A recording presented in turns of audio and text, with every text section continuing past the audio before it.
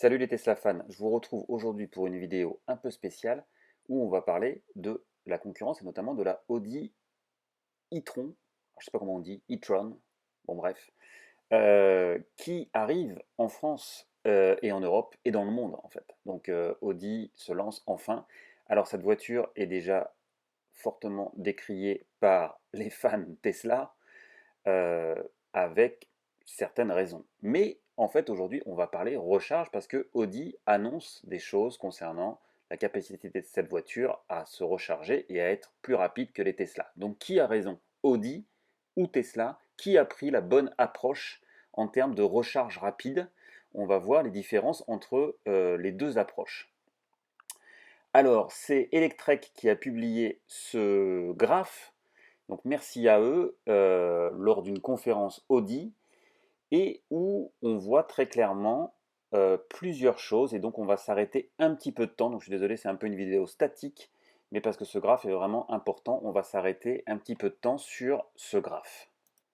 Alors que montre ce graphe? Ce graphe montre le pourcentage de recharge de la batterie, donc ça c'est l'abscisse en bas, et la puissance de chargement sur l'ordonnée, donc à gauche en verticale. Et on voit la courbe Tesla qui est la courbe des superchargeurs V3, donc qui ne sont pas encore disponibles. Il n'y en a qu'un aux États-Unis à ma connaissance, et en tout cas on en a zéro en Europe. Et il montre ensuite la courbe Audi de la capacité de recharge d'une Audi e-tron sur un chargeur rapide type Ionity, réseau Ionity, qui est actuellement déployé par un consortium dans toute l'Europe et aux États-Unis, ils s'appuient sur Universal Electricity ou American Electricity, qui est donc aussi un réseau de recharge rapide. Electrify America, voilà pour être précis. Alors, que montre... il y a d'autres courbes en dessous. On voit la courbe de la Jaguar E-Pace, on voit la courbe d'une Tesla actuelle qui est effectivement, qu'on voit bien, je vais essayer de vous mettre en surligné, qui plafonne à environ 117, 118, 120 kW, jusqu'à environ 45-47%, ce qui est la réalité, c'est ce que tous les possesseurs de Tesla constatent sur le réseau de superchargeurs Tesla. Voilà, entre 5 et 50% à peu près, on charge à environ 117-118 kW et ensuite la charge tombe. Alors, que nous apprend ce slide? Ah, il nous apprend ce graphe. Il nous apprend pas grand-chose en fait, parce que là, on ne compare pas des temps de recharge, d'accord? On compare une recharge d'une batterie, puisqu'on va sur l'abscisse de 0 à 100%. Donc première observation, c'est quelles sont les capacités des batteries qui sont mises en avant dans ce graphe. Audi n'a pu s'appuyer que sur les tests qui ont été réalisés sur le superchargeur V3 aux États-Unis et sur lesquels uniquement les modèles 3 aujourd'hui, et certaines modèles 3, celles qui ont reçu une mise à jour, peuvent venir charger. Donc, ils ont donc comparé une Tesla Model 3 avec son pack de 75 kWh, dont 72 sont disponibles, c'est-à-dire qui représentent le 0 à 100. Et ils comparent ça avec leur Audi e-tron qui a un pack de 96 kWh, dont seulement 84 sont disponibles. Alors déjà, pourquoi 12 kWh en réserve, en bas et en haut, hein, ça a été annoncé par Audi, on ne sait pas. On peut supposer que c'est pour ne pas endommager le pack et peut-être à cause de ces charges très rapides, intenses sur une grosse plage de 0 à 80%, qui peuvent effectivement être dangereuses, on ne sait pas. Peut-être que Audi relâchera des kilowattheures disponibles supplémentaires plus tard. Aujourd'hui, il n'y en a que 84. Donc en comparant, alors déjà il faudrait comparer demain avec un modèle X, parce que s'ils sont dans la même catégorie, aujourd'hui la modèle 3 n'est pas du tout dans la même catégorie que la Audi. Euh, c'est pas grave. Donc cette comparaison, alors j'ai essayé en fait en utilisant le graphe et en reprenant les points, de vous transformer ça en temps. C'est-à-dire si on reste 20 minutes à recharger et qu'on arrive avec 5%, d'accord, parce qu'on n'a pas les chiffres en dessous de 5, combien est-ce qu'on va recharger? Et bien avec une modèle 3, on passera de 5 à 70%, pardon, on aura récupéré 65%. Avec l'Audi, on aura récupéré 60% de son pack batterie, ce qui représente plus de kilowattheures puisque le pack est plus gros. Donc d'accord, donc l'Audi aura récupéré effectivement en 20 minutes 49 kW contre 46 sur la modèle 3. Donc Qui gagne? C'est dur à dire parce que aujourd'hui, on compare deux voitures qui ne sont pas comparables. Parce que derrière, ensuite, en roulant, la Tesla Model 3, elle consomme environ allez, 180 à 200 Wh. La Audi e-tron est au-dessus de 300 Wh. Donc en fait, s'il y a un gain sur la charge, aujourd'hui ce gain ensuite s'évapore sur la route parce que la Audi e-tron consomme énormément. Donc déjà, il faut la comparer avec un modèle X qui consomme plus, qui consomme plutôt autour de 240 Wh au kilomètre. Mais là encore, à mon avis, un modèle X qui pourrait charger comme la Model 3 sur un superchargeur, ce qui va arriver, avec les nouveaux packs de batterie qui seront mis en place sur les modèles S et X. Dans ce cas-là, à mon avis, la X gagnera. Mais aujourd'hui, en fait, cette comparaison, le graphe peut montrer et peut vous faire croire que waouh, Audi, effectivement, arrive à maintenir une puissance de charge plus importante pendant une période très longtemps.